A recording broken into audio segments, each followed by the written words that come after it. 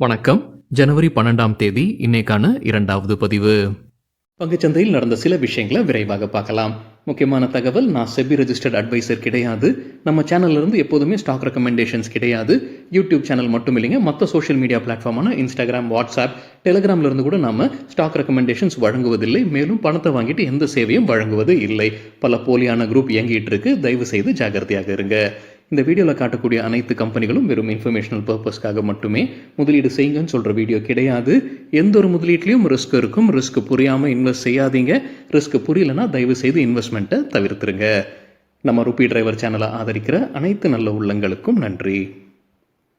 சில individual stocks மற்றும் செய்திகள் விரைவாக பார்க்கலாம். இந்த டெக்கேட் மேனுஃபேக்சரிங் செக்டருக்கு பாசிட்டிவாக இருக்குன்னு ஐசிஐசிஐ ப்ருடென்ஷியல் ஏஎம்சி கருதுறாங்க. இந்த டெக்கேட்னு அவங்க சொல்கிறது 2020 2030 அப்படின்னு நான் புரிஞ்சுக்கிறேன். 2010 2020 மறக்கக்கூடிய காலகட்டமாக இருந்தது மேனுஃபேக்சரிங் செக்டருக்குன்னு ஐசிஐசிஐ ப்ருடென்ஷியல் ஏஎம்சி சொல்லியிருக்கிறாங்க. தகவல் நம்ம கிடைத்தது என்டிடிவி ப்ராஃபிட்லேருந்து. அவங்களுக்கு பிடித்த 3 ஸ்டாக்ஸ் இந்த செக்டரை சார்ந்தது: Larson and Toubro, Godavari power மற்றும் விஆர்எல் லாஜிஸ்டிக்ஸ். ஹிந்துஸ்தான் யூனிலீவர் குறித்து என்டிடிவிலேருந்து கிடைத்த ஒரு தகவல், அவங்களுடைய டிஸ்ட்ரிபியூட்டர்ஸ் அவங்களுடைய பொருட்களை இப்போ புறக்கணிக்க போகிறதாக சொல்லியிருக்கிறாங்க. அவங்க சொல்லியிருக்கிற காரணம் என்னென்னா, ஹிந்துஸ்தான் யூனிலீவர் புதிதாக அவங்களுடைய மார்ஜின் ஸ்ட்ரக்சரை அறிமுகம் செய்கிறாங்க இந்த டிஸ்ட்ரிபியூட்டர்ஸ்க்கு. அது அவங்களுக்கு ஏற்றதாக இல்லை. அதற்கு எதிர்ப்பு தெரிவித்து தான் இப்போ புறக்கணிக்க போகிறாங்க. மகாராஷ்டிரா மாநிலத்தில் துவங்கின்னு சொல்லியிருக்கிறாங்க. தகவல் நம்ம கிடைத்தது என்டிடிவிலேருந்து. இந்த புது மார்ஜின் ஸ்ட்ரக்சர் படி ஃபிக்ஸட் மார்ஜினில் 60 பேசிஸ் பாயிண்ட்ஸை குறைச்சிருக்கிறாங்க. 60 பேசிஸ் பாயிண்ட்ஸ்னா 0.6%. வேரியபிள் மார்ஜின்ஸில் 100 130 பேசிஸ் பாயிண்ட்ஸை உயர்த்தி இருக்கிறாங்க. இதற்கு தான் கவலை தெரிவிச்சிருக்கிறாங்க All India Consumer Products Distribution Federation. Maharashtra மாநிலத்திலிருந்து அவங்க துவங்குறாங்க அவங்களுடைய புறக்கணிப்பு. நைகா குறித்து மணி கண்ட்ரோல்லேருந்து கிடைத்த ஒரு தகவல், இன்னைக்கு ஒரு பெரிய டீல் நடந்திருக்குன்னு மணி கண்ட்ரோலில் தகவல் சொல்லியிருக்காங்க. காலையில் வீடியோவில் நம்ம செய்தி பார்த்துருந்தோங்க. இந்த கம்பெனியில் ஒரு பெரிய டீல் இன்னைக்கு நடப்பதற்கான வாய்ப்பு இருக்கு. லெக்ஸ்டேல்ன்ற நிறுவனம் ஷேர்ஸை விற்பனை செய்வதற்கான வாய்ப்பு உள்ளதாக காலையில் வீடியோவில் நம்ம செய்தி பார்த்துருந்தோம். இப்போ மணி கண்ட்ரோல் உறுதி செய்திருக்காங்க பெரிய டீல் நடந்திருக்குன்னு. ஆனால் யார் வாங்கியிருக்கிறாங்க, யார் விற்பனை செய்திருக்காங்கன்றது உறுதி செய்யலை. சாயங்காலமாக ஸ்டாக் எக்ஸ்சேஞ்சில் இருந்து நமக்கு தகவல் கிடைப்பதற்கான வாய்ப்பு இருக்கு. இன்னைக்கு பிளாக் டீலில் 2.7 கோடி ஈக்விட்டி ஷேர்ஸ் கைமாறி இருப்பதாக மணி கண்ட்ரோலில் தகவல் சொல்லியிருக்காங்க. மேக்ரோடெக் டெவலப்பர்ஸ் லோதா பிராண்ட் வைத்திருக்கக்கூடிய கம்பெனி ஜெஃப்ரீஸ் பை ரேட்டிங் கொடுத்துருக்காங்க. அதாவது தற்போதைய லெவலில் இருந்து நேற்று க்ளோசிங் பிரைஸ் நினைக்கிறாங்க. நேற்று க்ளோசிங் பிரைஸ்ல இருந்து கிட்டத்தட்ட 14% அதிகரிப்பதற்கான வாய்ப்பு உள்ளதாக தெரிவிச்சிருக்காங்க ஜெஃப்ரீஸ். தகவல் நமக்கு எடுத்தது சிஎன்பிசி டிவி 18லேருந்து. ஜெஃப்ரீஸ் பை ரேட்டிங் கொடுத்துருக்காங்க. எதிர்பார்க்குற டார்கெட் ₹1290. முன்ன அவங்க சொல்லியிருந்தது ₹884. இப்போ அதை உயர்த்தி இருக்கிறாங்க. ஐஆர்எஃப்சி குறித்து சிஎன்பிசி டிவி 18லேருந்து கிடைத்த ஒரு தகவல், IRFC Indian Railway Finance Corporation record ஹையை இன்னைக்கு எட்டியிருப்பதாக சொல்லியிருக்கிறாங்க. ஐபிஓ விலையை காட்டிலும் இப்போ 4 மடங்கு கம்பெனியுடைய ஷேர் பிரைஸ் அதிகரிச்சிருக்கு. 2021 ஆண்டில் தான் இந்த ஐபிஓ வந்தது. லிஸ்டிங்கும் பெரிய அளவில் இல்லைங்க. என்ன ஐபிஓ விலை இருந்ததோ அதே லெவலில் தான் லிஸ்ட் ஆச்சு. அதுக்கப்புறம் கீழே போனதையும் நம்ம பார்த்துருந்தோம். அந்த நேரத்தில் லிஸ்ட் ஆகும்போது அவங்களுடைய மார்க்கெட் கேபிடலைசேஷன் ₹32,000 கோடி. இப்போ 1.5 லட்சம் கோடி மார்க்கெட் கேபிடலைசேஷன் இருக்கு ஐஆர்எஃப்சிக்கு. ஏப்ரல் 2023 பார்க்கும்போது 26-30 லெவலில் தான் இந்த கம்பெனியுடைய ஷேர் பிரைஸ் ட்ரேட் ஆகிட்டு இருந்தது. அதிலிருந்து ஒப்பிட்டு பார்க்கும்போது 3 மடங்கு ஆகியிருப்பதாக சொல்லியிருக்கிறாங்க சிஎன்பிசி டிவி 18ல். போன ஆகஸ்ட் மாதத்தில் 31% அதிகரித்தது. செப்டம்பர் மாதத்தில் 52%, டிசம்பர் மாதத்தில் 33% அதிகரித்தது ஐஆர்எஃப்சி. இந்த ஆண்டு இப்போ முதல் 10 நாள் மட்டும் பார்க்கும்போது 13% அதிகரிச்சிருக்கு இந்த கம்பெனியுடைய ஷேர் பிரைஸ். உள்ளூர் மியூச்சுவல் ஃபண்ட் கம்பெனிஸ் வெறும் 0.5% ஸ்டேக் மட்டுமே இந்த கம்பெனியில் வைத்திருக்கிறாங்க. ஐஆர்எஃப்சி கம்பெனியுடைய அவுட்ஸ்டாண்டிங் ஷேர்ஸில் 20% இப்போ லாக்இன் பீரியட் முடிவடைய போகுது. ஜனவரி 29ஆம் தேதி 20% ஈக்விட்டி ஷேர்ஸ் விற்பனைக்கு வருவதற்கான வாய்ப்பு உள்ளதாகவும் அதே சிஎன்பிசி டிவி 18 செய்தி சொல்லியிருக்காங்க. ஜனவரி 29ஆம் தேதி அந்த லாக்இன் பீரியட் முடியுது. ரிசல்ட் அறிவித்த 2 ஐடி கம்பெனிகள் இன்னைக்கு எப்படி பர்ஃபார்ம் பண்ணியிருக்காங்க? டிசிஎஸ் இன்ட்ராடேல 5% அதிகரித்தது. இன்ஃபோசிஸ் இன்ட்ராடேல 8% அதிகரித்தது.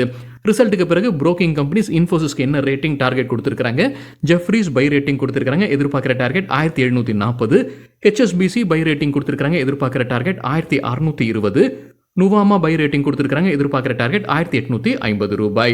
நொமுரா நியூட்ரல் ரேட்டிங் கொடுத்திருக்காங்க. இன்ஃபோசிஸ்க்கு எதிர்பார்க்கிற target 1500.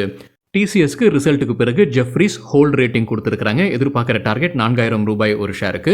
Motilal Oswal Financial Services buy rating கொடுத்திருக்காங்க. எதிர்பார்க்கிற டார்கெட் ₹4250. தற்போதைய லெவலில் இருந்து 14% அதிகரிப்பதற்கான வாய்ப்பு இருக்கு. ஹெச்எஸ்பிசி குளோபல் ஹோல்ட் ரேட்டிங் கொடுத்திருக்காங்க. எதிர்பார்க்கிற டார்கெட் ₹3640. நொமுரா ரெடியூஸ் ரேட்டிங் கொடுத்திருக்காங்க. எதிர்பார்க்கிற டார்கெட் ₹3160. பர்ன்ஸ்டைன் அவுட் பர்ஃபார்ம் ரேட்டிங் கொடுத்திருக்காங்க. எதிர்பார்க்கிற டார்கெட் ₹4170. பாலிகேப் நேற்று ஒரு பெரிய வீழ்ச்சியை பார்த்தது அப்படின்ற செய்தி நம்ம பார்த்துருந்தோங்க. இன்கம் டேக்ஸ் டிபார்ட்மெண்ட் ரெய்டு நடத்துறாங்க. அதுக்கப்புறம் 1000 கோடி ரூபாய்க்கான அன்அக்கௌண்டட் கேஷ் டீலிங் நடந்திருக்குன்ற ஒரு குற்றச்சாட்டு செய்தி தான் வந்தது.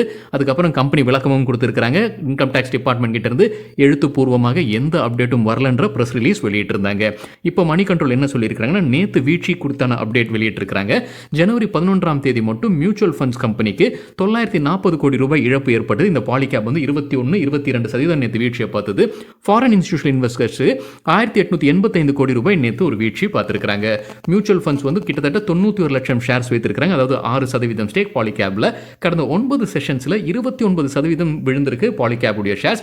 மியூச்சுவல் ஃபண்ட்ஸ் வந்து இந்த கடைசி 9 செஷன்ஸ்ல 1460 கோடி ரூபாயும், இன்வெஸ்டர்ஸ் வந்து ஒட்டுமொத்தமா 2936 கோடி ரூபாயும் இழந்திருப்பதாக மணி கண்ட்ரோல்ல தகவல் வெளியாகி இருக்கு.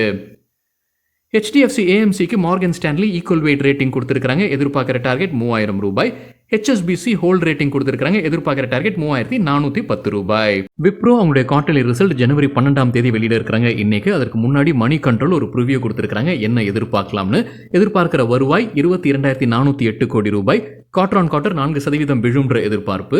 நெட் ப்ராஃபிட் 2756 கோடி ரூபாய் எட்டுன்ற எதிர்பார்ப்பு.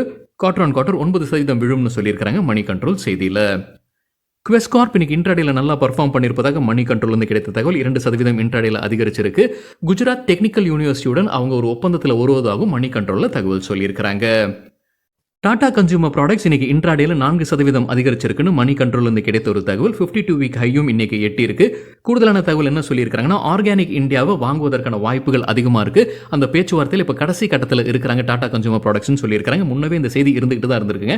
இன்னும் அதிகாரப்பூர்வ அறிவிப்பு நான் இன்னும் பார்க்கல. ஃபேப் இந்தியா கிட்ட இருந்தால் அவங்க அந்த ஆர்கானிக் இந்தியாவுடைய ஷேர்ஸை வாங்குவதற்கான வாய்ப்பு இருக்கு. அந்த பேச்சுவார்த்தை இப்போ கடைசி கட்டத்தை எட்டி இருப்பதாக மணி கண்ட்ரோல் தகவல் சொல்லியிருக்காங்க. 1800 கோடி ரூபாய்க்கு இந்த டிரான்சாக்ஷன் நடப்பதற்கான வாய்ப்பு இருப்பதாகவும் சொல்லியிருக்காங்க. லைஃப் இன்சூரன்ஸ் கார்பரேஷன் ஆஃப் இந்தியாவுக்கு Mumbai tax authorities tax notice அனுப்பியிருக்காங்க. 3528 கோடி ரூபாய் கட்ட சொல்லி டாக்ஸ் நோட்டீஸ் அனுப்பியிருக்காங்க. இதை எதிர்த்து மேல்முறையீடு செய்ய போறதாக லைஃப் இன்சூரன்ஸ் கார்பரேஷன் அப்டேட் கொடுத்திருக்காங்க. HG இன்ஃப்ரா இன்ஜினியரிங் தரப்புல வந்து ஒரு அப்டேட் இருக்கு. சென்ட்ரல் ரயில்வேயோட ஒரு டெண்டர்ல அவங்க லோவஸ்ட் பிடரா திகழறாங்க. ஒரு ஆர்டர் கிடைக்கிற மாதிரி இருக்கு. 716 கோடி ரூபாய் மதிப்பிற்கான ஆர்டர்.